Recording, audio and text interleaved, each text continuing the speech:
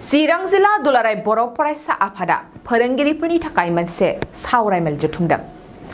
गुदि गेजेर आरो गोजौ फोरोंगिरिफोरखौ लानानै आदब आरो गुनगोनां सोलोंथाइ मावथांखिनि सायाव सावरायनाय जुथुमदों चिरां जिल्ला एबसुआ। चिरांनि कासिकत्रा गोजौसिन गेजेर फरायसालियाव सानसेनि हाबाफारि लानानै दिनै चिरां जिल्ला एबसुनि बानजायनायाव फोरोंगिरिफोरजों सावरायनाय जायो। बे हाबाफारिखौ मोनथाम दखरा सिडली चिरां, काजलगाव दखरा आरो बासुगाव दखरानि सिङाव थानाय गासै फरायसालिनि फोरोंगिरिफोरखौ लानानै खुंनाय जादों। बे हाबाफारिनि गेजेरजों फोरोंथाय लानाय, फोरोंथाय होनाय आरो फोरोंथाय मोननायनि गेजेरजों उननि समाव फरायसाफोरखौ गुनगोनां सोलोंथाय होनो हागोनखौ मिजिंथिजायो। हाबाफारियाव गाहाय आलासि महरै जनता फरायसालिमानि गोरायुं डक्टर आदाराम बसुमतारी, मिरु एबसुनि गाहाय नेहाथारि कनिन्द्र बसुमतारी आरो काजलगाव सिडली चिरां आरो बासुगावनि गोबां फोरोंगिरिफ्रा बाहागो लादों। जिल्ला एबसुआ फोरोंगिरिफोरनि मोनसे मावबादा बेयाव खुंफुंदों, बेनि बागै मा बुंनो सानो? फोरोंगिरिफोरा सासे गथ'नि आरो सासे फरायसानि लामा दिन्थिगिरि, गाइड आरो मेन्टर आरो इयुन दाग्रा होननानै बुङोब्ला जों फोरोंगिरि बिथांमोनखौ जोङो बुंनांगोन। आरो गिबियावनो फोरोंगिरि समाजनिसिम आङो दुलाराय बर' फरायसा आफादनि जानानै आङो खुलुमनाय आरो सिबिनायखौ बावहरग्रोदों। दा जोंनि हारि आरो जोंनि ओनसोल आरो समाजखौ जेरैबो बिथिङै जौगाहोनांगौनि थांखि आरो बिथांखिजों दुलाराय बर' फरायसा आफादा खामानि मावबाय थादों। आरो सोलोंथाइ बिथिंजों फोरोंगिरि समाजनि जोंनि मानगोनां फोरोंगिरि बिथांमोना सानफ्रोमबो फरायसालियाव फरायसाफोरखौ लोगो मोनबाय थानानै जिखिनि इनफरमेशन, जिखिनि माने नलेज बा जिखिनि स्किल बा जिखिनि मोनसे क्रिटिकेल मोनसे थिंकिं खालामनो हानायनि जिखिनि मोनसे गोहो जे इम्पार्ट खालामो, बेखौ फोरोंगिरि बिथांमोना खालामो।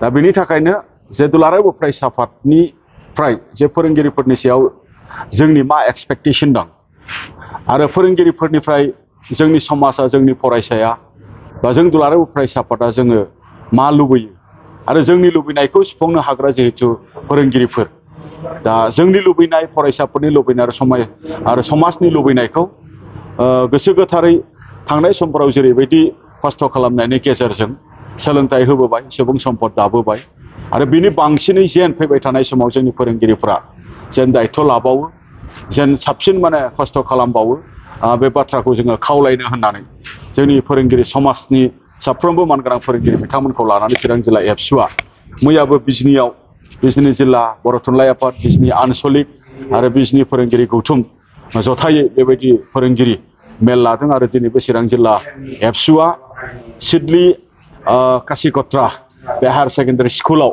दिनै फोरोंगिरिफोरनि जुथुम लादों। आरो बे जुथुमखौ आङो बाहागो लानो मोननानै जोबोदैनो माने गोजोनग्लायनाय मोनदों। दा फैबाय थानाय समाव जोंनि जिखिनि मोनसे सुबुं सम्पद दाफुंनायनि जिखिनि मोनसे राहा आरो लामा, बेफोरखौ जोङो फोरोंगिरिफोरनि मोनसे एक्टिभ मोनसे रल आरो पार्टिसिपेशननि गेजेरजों जों मोननो हागोन, जों बेखौ मिजिंथिदों। बेखिनि मा लेभेलनि फोरोंगिरिफोरखौ? बेवहाय सेकेन्डारि लेभेलनि, एलिमेन्टारि लेभेलनि बेवहाय फोरोंगिरिफोरखौ हांख्रायनानै गुबैयै बर' मिडियामनि फोरोंगिरिफोरखौ लानानै बे मेलखौ खालामनाय जादों। बावैसो सान सिगां आसाम सरकारा आसामाव थानाय गासैबो मिडियामफोरानो जा बेयाव सानखान्थि आरो बिगियानखौ फोरोंगिरिफ्रा इंराजिजोंनो फोरोंनांगौ होननानै गाइडलाइन फोसावबाय। बिनि सायाव मा बुंनो सारा? दा बावहाय सानखान्थि आरो बिगियान थाखो 6नि जिखिनि मेथामेटिक्स एन्ड जेनेरेल साइन्सखौ इंलिस मिडियाम बा इंलिस लेंगुवेजजों जिनाखि फोरोंनांगौनि बाथ्रा, बेखौ दुलाराय बर' फरायसा आफादा जे दिननिफ्राय जोङो खोनादों, जे दिननिफ्राय आसामनि जे डिसिसन पलिसिखौ नुदों, बे दिननिफ्रायनो जों अफस खालामदों, जों बिरोधिता खालामदों। आरो बिरोधिता खालामनानै आसाम गभर्नमेन्टनि बा इडुकेसन डिपार्टमेन्टनि जिखिनि मोनसे थांखि, बेखौ माने रिथिं खालामनो थाखाय जोङो बिथांमोनखौ खावलायबाय थादों। आरो बिथांमोना बे पलिसिखौ चेन्ज खालामनांगौ होननानै जोङो बुंबोबाय थादों। आरो बेवहाय जोङो कमप्रमाइस जोङो खालामनायनि बाथ्रा गैया। मानोबा जोङो रावखौ लानानै आरो जोंनि मिडियामखौ लानानै जों डिटारमाइन। दा बेखौ जोङो जाफुङागौ माने जोङो सोमावसारनायनि बाथ्रा, जिखिनि डेम'क्रेटिक वेनि गेजेरजों बिथांमोननि खाथियाव दाबि खालामनांगौनि बाथ्रा, सावरायनांगौनि बाथ्रा, बेखौ जोङो लांबाय थादों। गोजोन्थों। चिरां जिल्ला एबसुआ फोरोंगिरिफोरनि मोनसे बेयाव मावबादा खुंदों। बेयाव सारा बाहागो लानानै मा बुंगोन दे? बेयाव जेरैबायदि मावबादा सोलिदों गुदि फरायसालि गेजेर फरायसालि आरो गोजौ फरायसालिनि फोरोंगिरिफोरखौ लानानै सरजाबजोबनानै जा मावबादा बेयो मोनसे मोजां हाबाफारि जादों।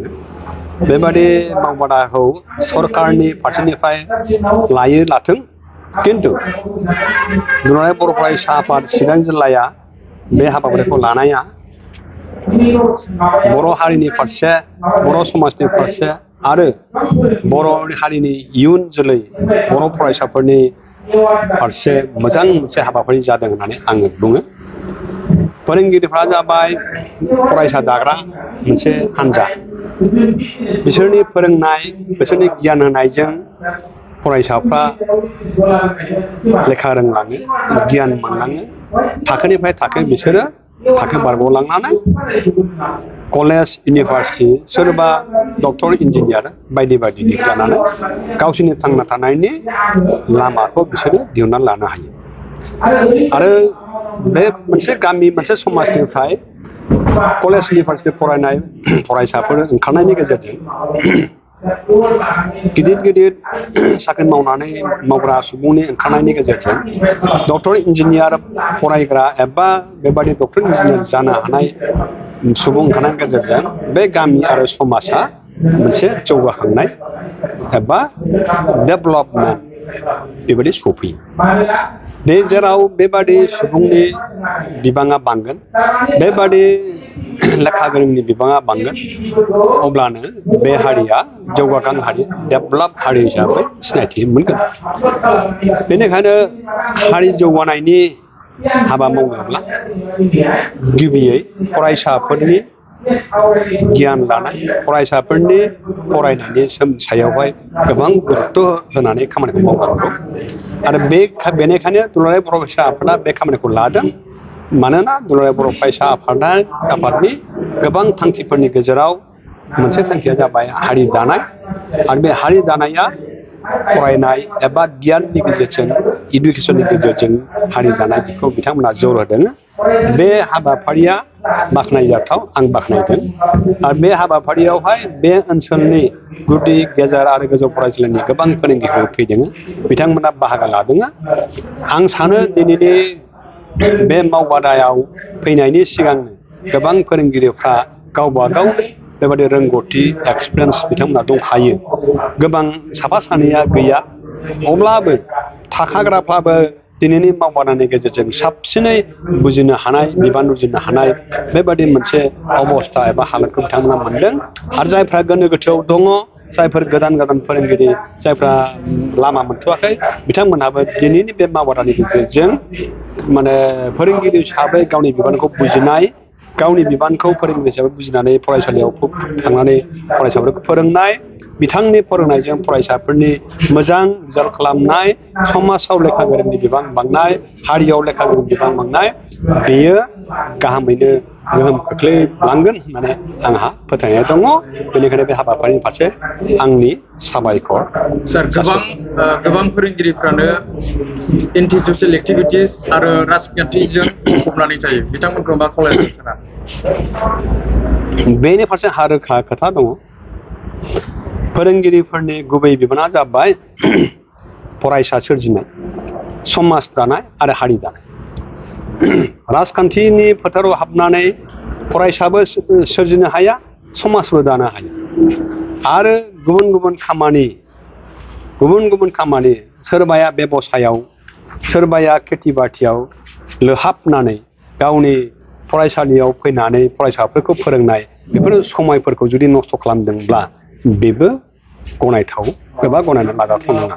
बिथांमोननि फारसे आंनि बेनो खावलायनाय जे सोरहाबा जुदि बिदि दङब्ला नोङो मोनायाव मा मावो माव, फुङाव मा मावो माव, खिन्थु फरायसालिनि जेनाखि समय आरो फरायसाफोरनि जानाखि मावनांगौ बिबान, बे खामानिनिफ्राय एक इन्सिबो दोरोदनानै थानो नाङा।